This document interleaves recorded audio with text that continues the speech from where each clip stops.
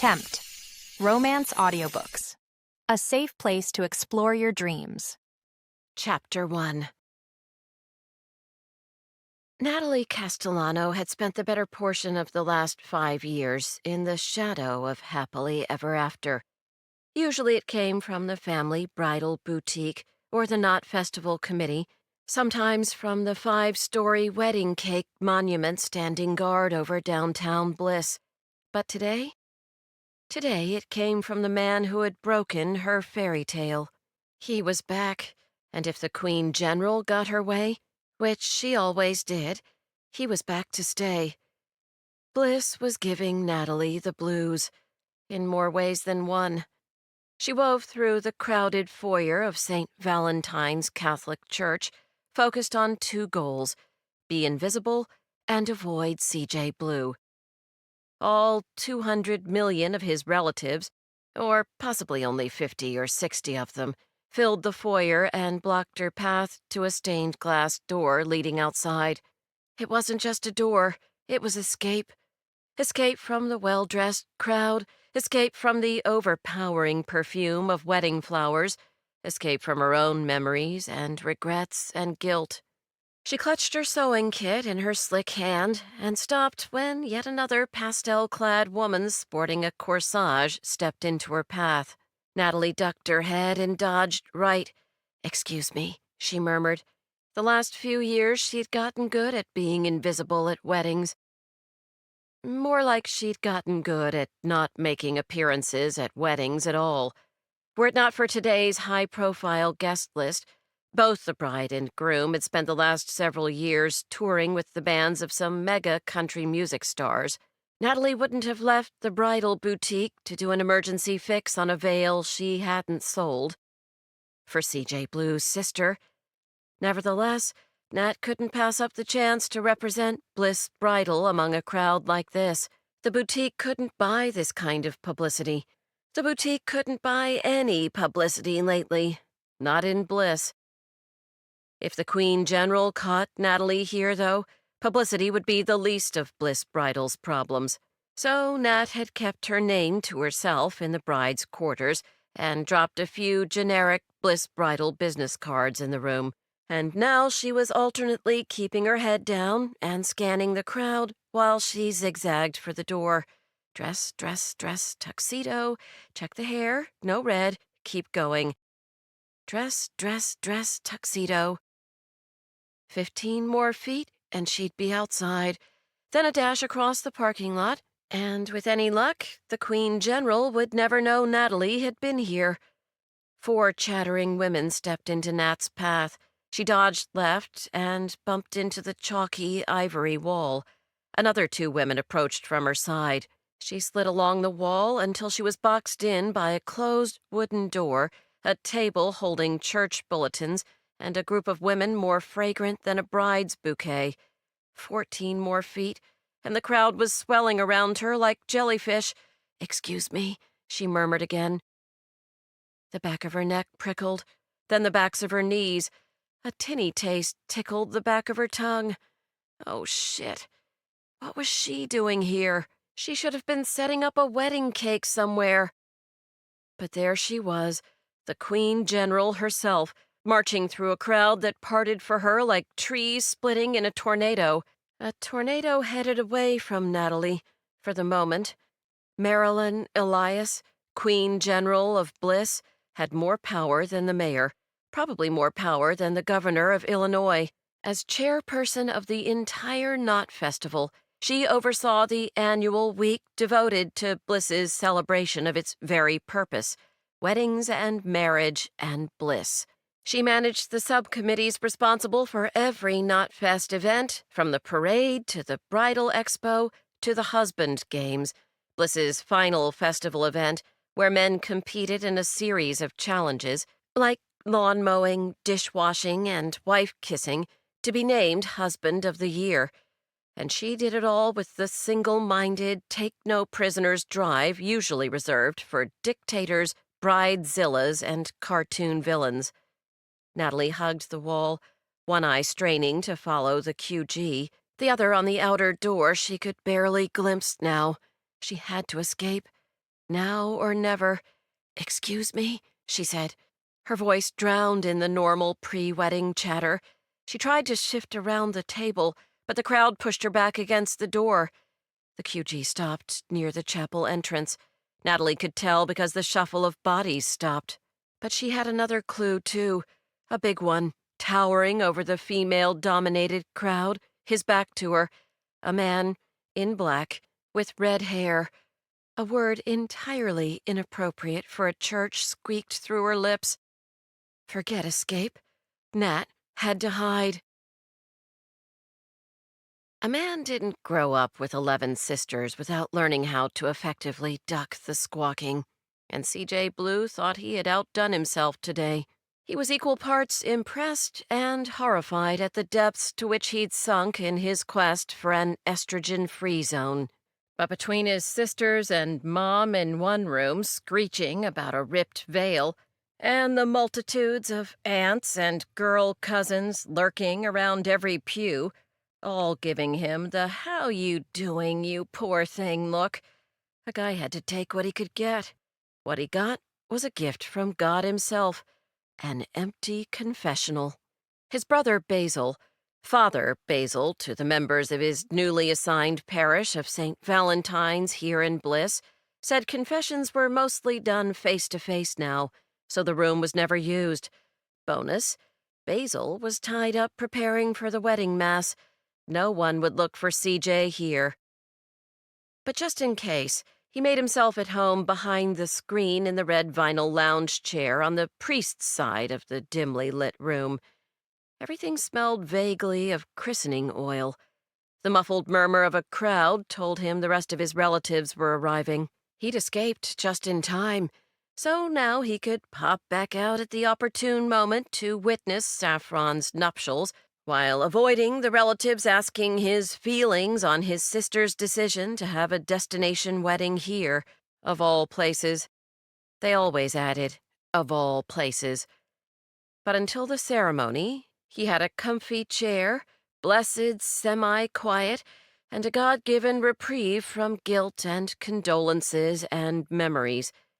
After the ceremony, he had about 24 more hours of family obligations, and then he could hit the road and leave this all behind. Again. He set his watch alarm, closed his eyes, and pictured the sunrise he'd experienced at the summit of Mount Kilimanjaro a week ago. As he was about to doze off, the door on the other side of the screen wrenched open. A louder hum of female voices wafted in on the draft. Just as quickly, the door clicked shut, and CJ's peace was restored. Momentarily. "Oh, shit," a woman said. Her voice rippled with the kind of panic CJ expected from the bride today, but her husky undertones were too low for her to be any of his female relatives. Perhaps the confessional hadn't been a gift from God after all. "If that's what you need to do. But not right now, please," CJ said. Her shriek splintered his last hopes for peace. "Oh my God!" his intruder gasped. "Not generally, but hey, if that's what you want to call me, I'm game." You... what?" He'd learned his lesson about that tone when his sister Pepper got him with the tailpipe off Basil's first heap of junk, which meant goading his unexpected visitor was a bad idea. He covered the family jewels and settled deeper into the chair. Never mind. Like I said, wrong guy. She inhaled a ragged breath. Sorry. I thought this was an office." A shadow moved behind the screen, as if she were heading out. Guilt nipped at his chest.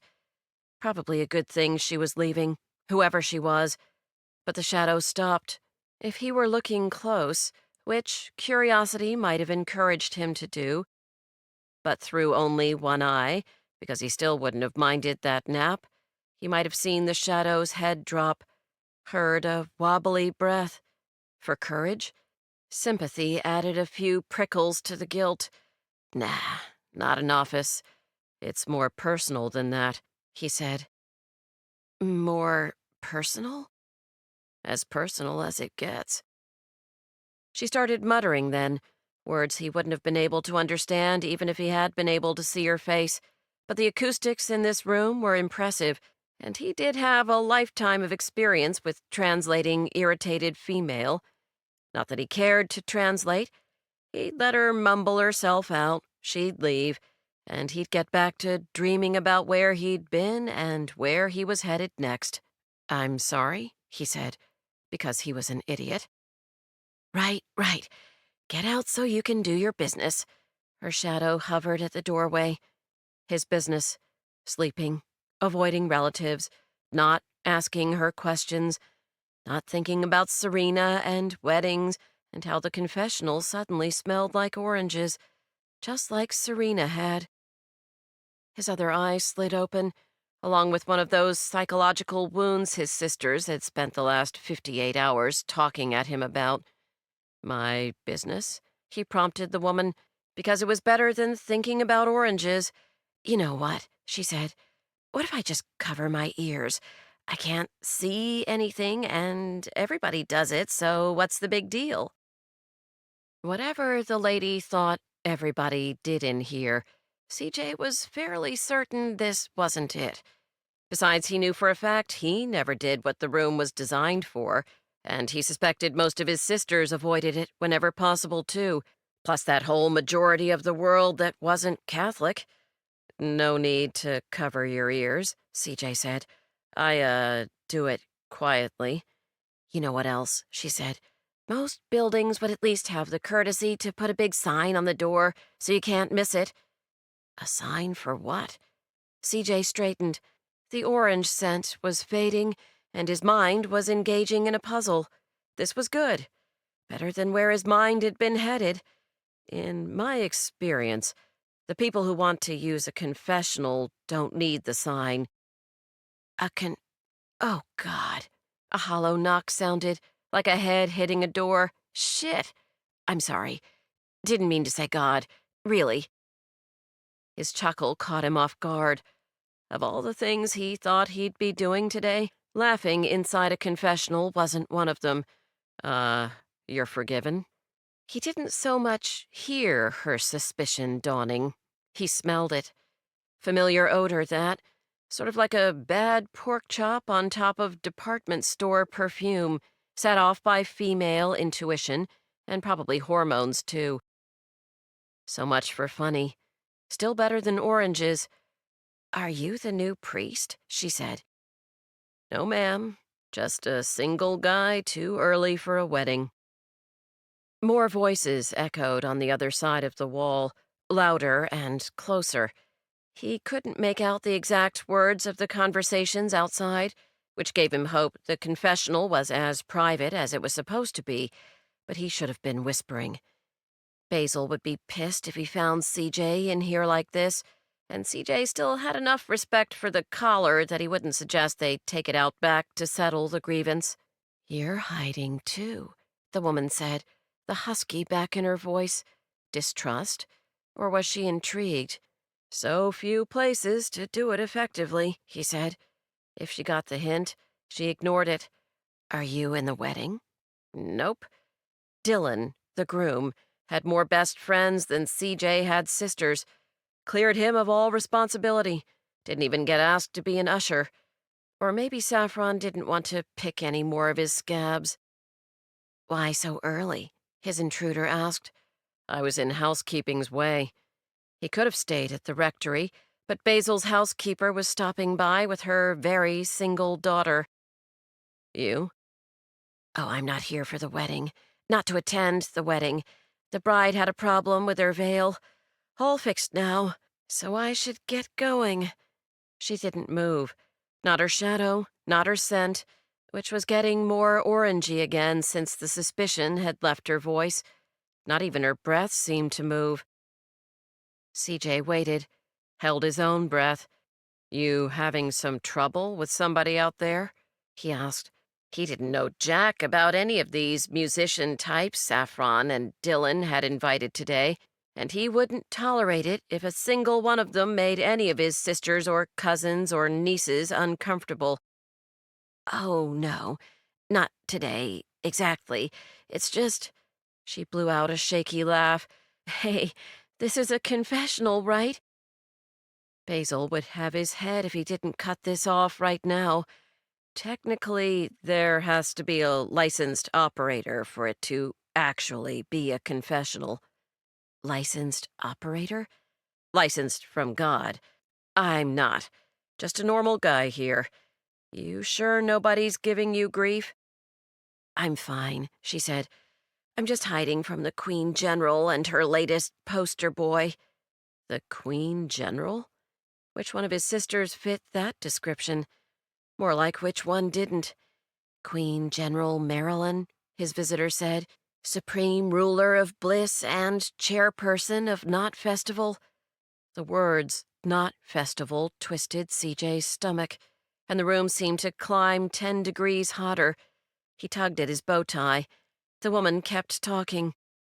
According to the Queen General, divorced women don't belong in Bliss's bridal business, and divorced women don't belong at Knotfest, and divorced women especially don't belong at high-profile Bliss weddings.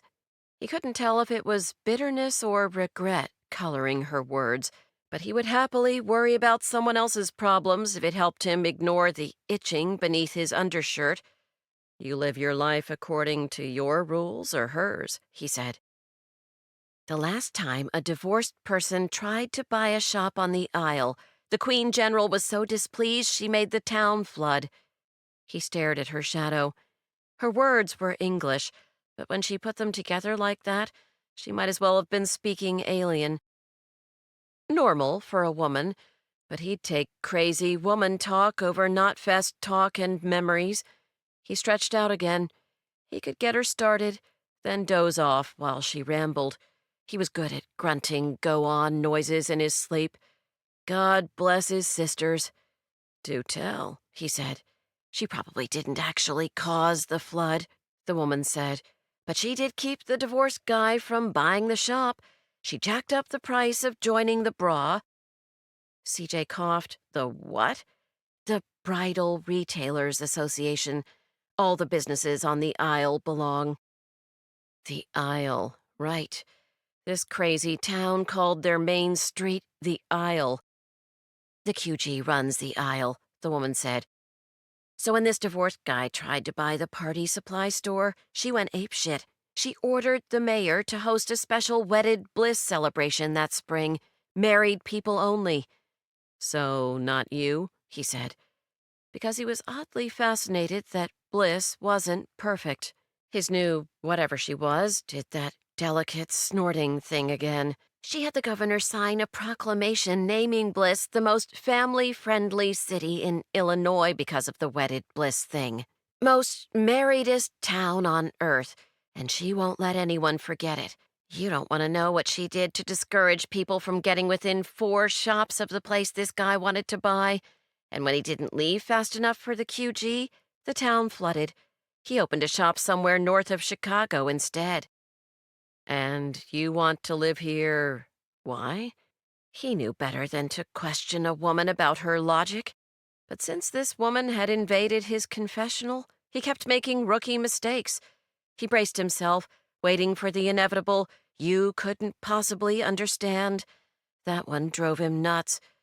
Instead, she dove right into the last psychological wound his sisters hadn't hit yet. First, there was the soft sigh. Then her shadow drooped, and her voice did too. It's home. The sentiment echoed in the small room, her longing overshadowing any of her frustrations or regrets. Home. A hot shiver prickled the back of his neck. His parents' farm down near Peoria would always be home, but not like the home the yearning in her voice spoke of. Her home sounded like family and kids and happiness, like meatloaf and mashed potatoes, birthday parties with kazoos and paper hats, pets and chaos and laughter. Or maybe he was imagining what he'd always wanted. The confessional was hot as hell. Even his balls were sweating. I've only lasted this long because my parents have done so much good for the community, she said. They've buffered me. Self-loathing. Now that was a feeling he could relate to. He felt her shuddery breath rattle his own ribcage. He needed to stop her. Maybe crash through the screen and dive out of the room into safer territory. But he'd seen his sisters in action enough to know her ears were becoming intake valves to keep her mouth running, and her brain had already launched into dump all my problems on the innocent bystander mode. She'd follow him until she said her piece, or until she sucked every last molecule of oxygen from the entire church. And he still had a few dozen female relatives waiting to wallop him with pity outside that door. But my mom's gone now, and I know I can't live here forever. I've made some mistakes, but I'd like to do a few more things my parents would be proud of before the Queen General destroys me. The yearning was back in her voice, and it did more to scrape CJ's wounds raw than his sisters had managed in all of the last 4 years. So if you don't mind, the woman continued, I'll just hang out here a few more minutes, and then she and her new Knotfest poster boy can go right off on their righteousness while I keep my mom's shop going. The defeat and anxiety and sadness in the confessional were making it hard to breathe. He had an overwhelming desire to offer her a hug, and an equally strong desire to hasten her departure from what was supposed to be his haven. He gripped the armrests on the chair, his palms sticking to the wood. Takes a hell of a lot of balls to live like that. You mean a hell of a lot of idiocy? I should have left months ago. Those games she played with the divorced guy? It's my turn. She rewrote the Golden Husband Games rules so her exalted widower is eligible to be named husband of the half-century. And you know what? He's the reason my husband left me. CJ squeezed his eyes shut. He hated the word widower almost as much as he hated mention of the husband games. 5 years ago, after eloping here, he had played, and despite not knowing much about being a good husband himself, he'd won. He shoved the memory away and latched on to the injustice done to his partner in hiding. Some guy destroyed her marriage, and now would get honored for it? What kind of place was this? Want me to kick his ass? No! Her shadow swayed. Please, I wasn't here. You didn't see me. We didn't talk. I don't exist. She chuckled, but there was nothing funny about it. And to think, most of my life I wanted to be her. A shaft of light broke through the room, and a cool draft whooshed a swell of conversation over the screen. Ma'am? Basil intoned in his holier-than-thou, constipated way. Can I help you? Are you lost? No, she said quickly. Yes, we were just... Yes, actually. Yes, I'm lost. There was silence. Then, we, Basil said. Hell. CJ squinted at her shadow. Don't look this way. Don't look this way. Don't... Too late. CJ, Basil said. If you're in there... Yeah, CJ grumbled. CJ, the woman said, and if he wasn't mistaken, there was some horror lingering beneath her words. CJ Blue? Odd. Both being recognized in a Bliss confessional, and that it would be horrifying. At your service, he said. Basil's long-suffering sigh made an unfortunately familiar appearance. Marring the sanctity of the confessional, CJ? Low, even for you. This, at least, was normal. If God's everywhere, how can one room be more sacred than anywhere else? He liked yanking Basil's chain. And besides, Basil's predictable, very disappointed in you theological lecture would be a welcome reprieve. Instead, another female voice broke in. Natalie, I wasn't aware you were Catholic. Or invited. Veil emergency! CJ's confessional intruder, Natalie, apparently, mustered more cheer than a horde of drunken elves, making CJ think he'd imagined the horror. Can't have a disappointed bride in bliss, can we? Natalie said. Guess I found the wrong room. Yes, yes, she had. "They're in the cry room," Basil said. "It's that way." "Thank you. Enjoy the wedding." A shuffling told CJ his hiding companion had just left him to the wolf in priest's clothing and whomever the new mystery woman was. Thank God. "We'll talk later," the woman said. Even though Natalie had hit all his sore spots, CJ felt a twinge of sympathy. Sounded like somebody was up for an ass chewing. "Something you'd like to confess, princess?" Basil said. "Jackass," CJ muttered. "Careful, little brother. You're still in God's house." True, but it was one more bit of normal he desperately needed. Besides, if he didn't react to the nickname, his siblings were more likely to call him by his real name. Their parents, free-spirited nature lovers that they were, had named all 13 of their children after spices. Basil had gotten the only decent male spice name. God bless Rosemary for insisting on calling CJ by his initials, and God bless, well, God for not gifting his parents with any more sons. CJ scooted around the screen and out of the confessional, ignoring the holy look of severe disappointment that generally kept people from mistaking CJ for his eldest sibling.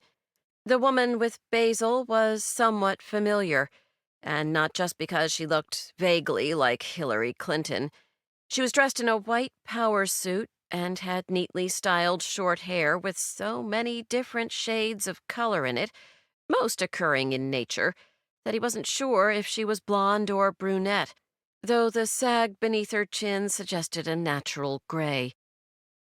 Given her erect posture and the silent demands for acquiescence to whatever she was obviously about to say, he was surprised any of her skin had the audacity to droop out of formation.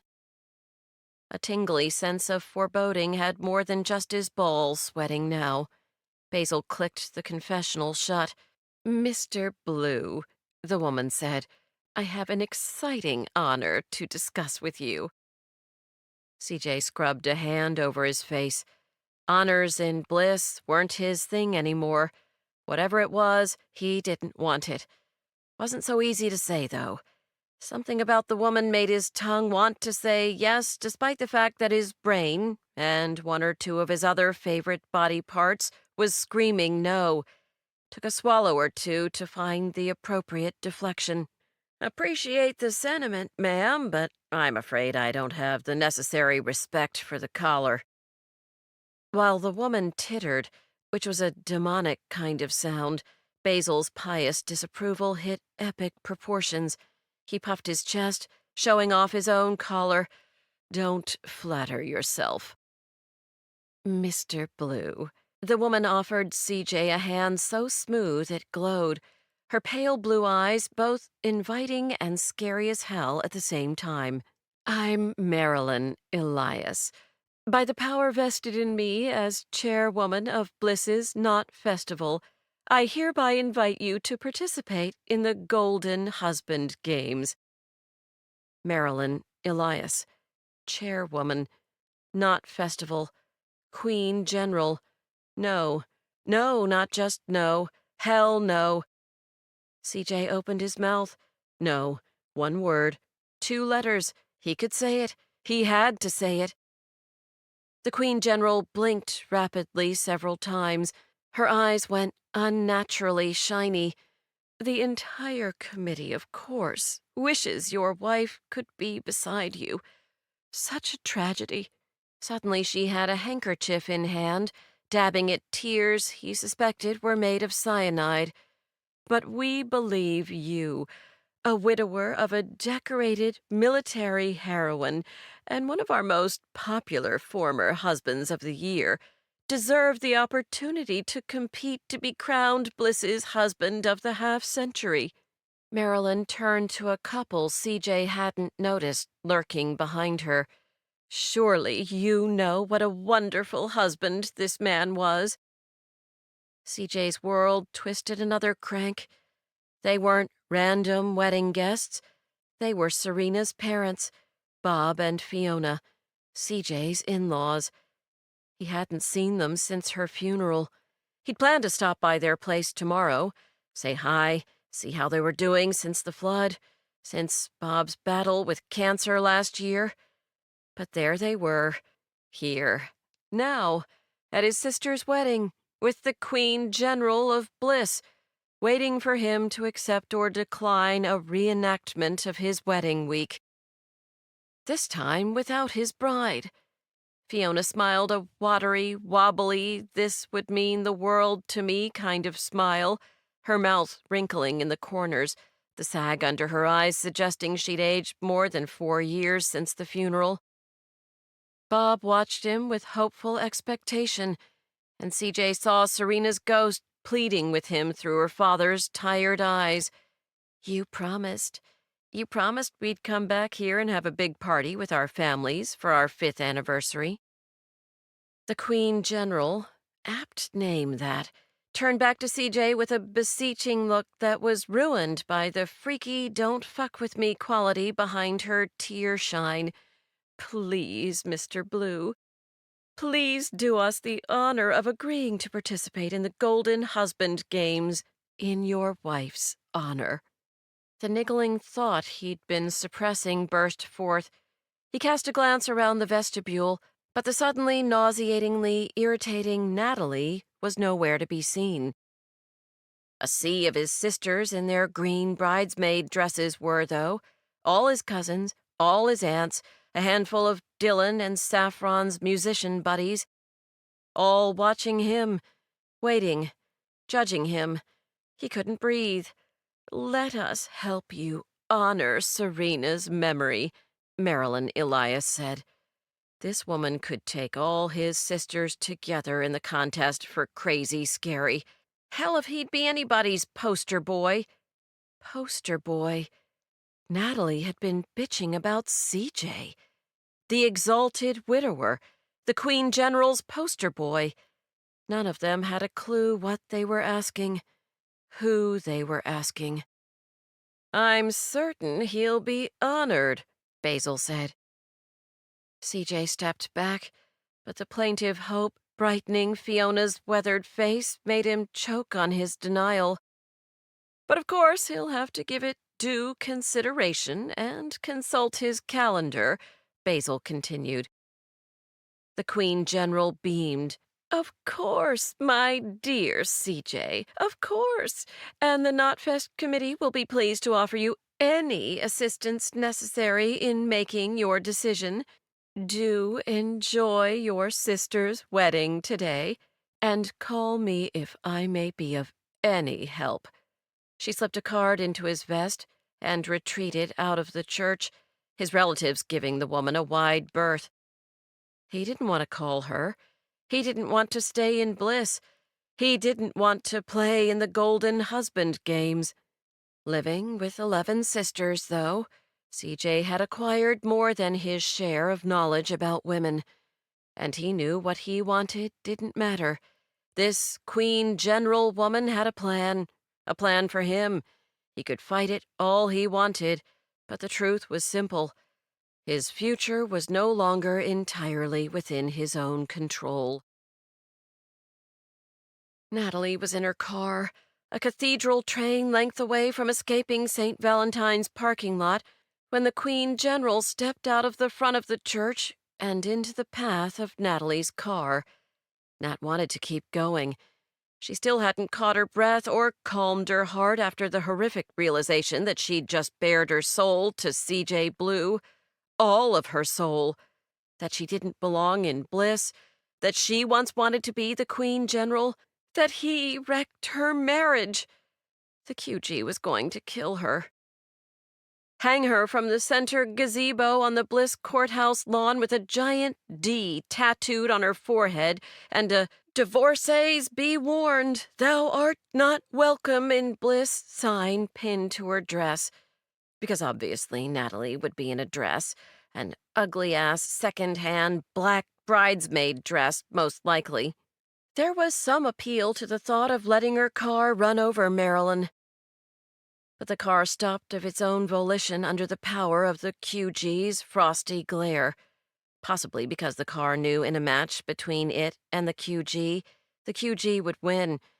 Or maybe the car stopped because Natalie didn't much like the idea that her son could grow up visiting Mommy in prison. Still, that would be better than his growing up without her at all. Was it possible to die of mortification? She hadn't yet, but the day was still young. She threw the car into park and rolled her window down. Miss Castellano. Disdain dripped from the QG's turned-down, painted lips. Natalie swallowed hard. Her mother had led the Husband Games subcommittee for the Knot Festival, reporting to Queen General Maryland for almost as many years as Natalie had been alive. By tradition, Natalie should have inherited her mother's place on the committee. It was how things were done in Bliss. But the QG had denied Natalie the privilege of formally continuing her mother's legacy. Were it not for Dad, Natalie would have had no role in Knotfest at all. Instead, he'd convinced the QG to let Natalie represent the Castellano family for one last Knotfest in Mom's honor. The QG had ultimately relented and put Natalie on the janitorial subcommittee. Being the QG, she had the capability to do worse. Much worse, especially after catching Natalie in a confessional with CJ Blue. She swallowed once more, harder. "Mrs. Elias, nice to see you again." "It is my pleasure," the QG said, not sounding pleased in the least, "to present to you the news that Mr. CJ Blue has been invited to play in the Golden Husband Games." She stopped and peered at Natalie expectantly, as though Nat was supposed to burst into a round of applause and make a few catcalls for a kiss. "Fantastic," Natalie said. The chorus of shits and dammits in her head were quickly adding up to a few more dollars she owed Noah's college fund. Today had been very profitable for the little guy. "I'm not interested in your opinion, Miss Castellano," the QG said. "I'm informing you so that you understand that he will accept his invitation and that you will have nothing further to do with him for the duration of his stay in Bliss. If I ever catch you in a compromising position with him again, I will not only remove you completely from the Knotfest committee, but I will also do everything in my power to remove you from the aisle. Are we clear?" As clear as the ice forming in Natalie's veins. Yes. While the QG had formally taken the Husband Games job from Natalie, the truth of what Natalie was doing was a bit stickier. And if she were completely and no doubt publicly removed from the Knotfest committee entirely, the golden anniversary of Mom's lifelong pet project would be nearly impossible to secretly keep afloat. Nat never wished she'd stayed married to Derek, and she never wished she hadn't had Noah. But being divorced was a pain in the ass, and that was a dime she'd happily give Noah's college fund. "We all have to live with our choices, Miss Castellano. I suggest you give your future wiser consideration than you have your past, starting now. If Natalie had a couple do-overs, she'd fix a lot of things, but she didn't have do-overs. She had do-your-bests. She also had an ugly suspicion that her time of doing her best in Bliss had just been shrunk like cotton in a dryer. Once again, she was letting her mother down. The QG stepped back from the car, gave a regal nod, and tucked her forearms behind her back. "Enjoy your afternoon, Miss Castellano." Natalie nodded meekly. She pulled away at a fraction of the speed her heart was racing. Mortification and regret were still giving her soul indigestion, and while she'd developed a pretty thick hide over the last 5 years, her eyes and throat burned as badly as they had at her mother's funeral. A nice afternoon? Not in Bliss.